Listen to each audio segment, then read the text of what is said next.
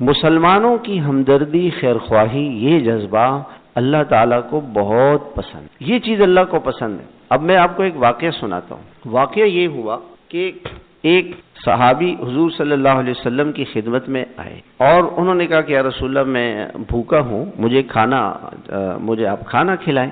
آپ نے اپنے گھر میں معلوم کیا تو آپ کے 9 ازواج مطہرات تھیں، 9 گھر تھے، کسی گھر میں ایک کھجور بھی نہیں، نہ سالن نہ روٹی تو دور کی بات ہے، کھجور بھی نہیں تھی کہ اپنے مہمان کو کھلایا جائے۔ تو آپ نے صحابہ سے فرمایا کہ یہ میرا مہمان ہے، کون اس کو لے کے؟ ایک صحابی نے کہا حضرت ابو طلحہ رضی اللہ عنہ کہ میں لے کے لے کے آ گئے، گھر آئے۔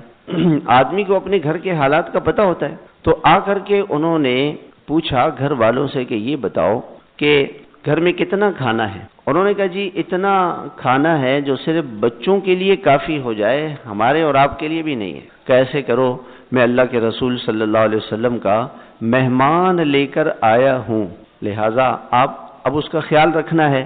تو میں اور آپ بھوکے سو جاتے ہیں، ہم تو سوئیں گے، بچوں کو بھی بھوکا سلا دو۔ علماء نے لکھا ہے کہ بچوں کو اس وقت بھوکا سلایا جاتا ہے جب بچے چھوٹے ہوں، اس کا مطلب یہ کہ بچے چھوٹے بچے تھے، بچوں کو بھوکا سلا دیا۔ اب دسترخوان پر کھانا رکھا، مہمان نے کہا جی آپ بھی کھائیں، اور کہنے لگے جی میں اگر کھاؤں گا تو کھانا تو ختم ہو جائے گا، کیا کریں؟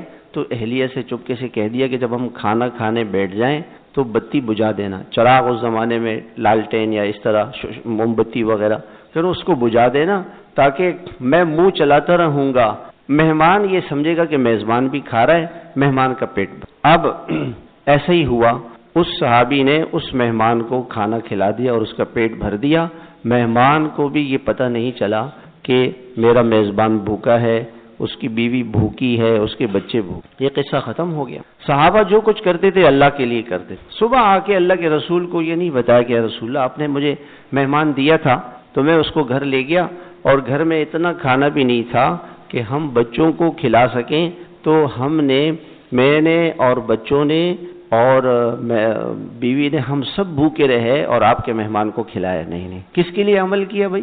اللہ کے لیے۔ عمل کس کے لیے کرنا چاہیے؟ اللہ، اور اللہ کو پتہ ہے، اللہ تو دل کے حالت کو جانتے ہیں، ہر انسان کے دل کو جانتے ہیں۔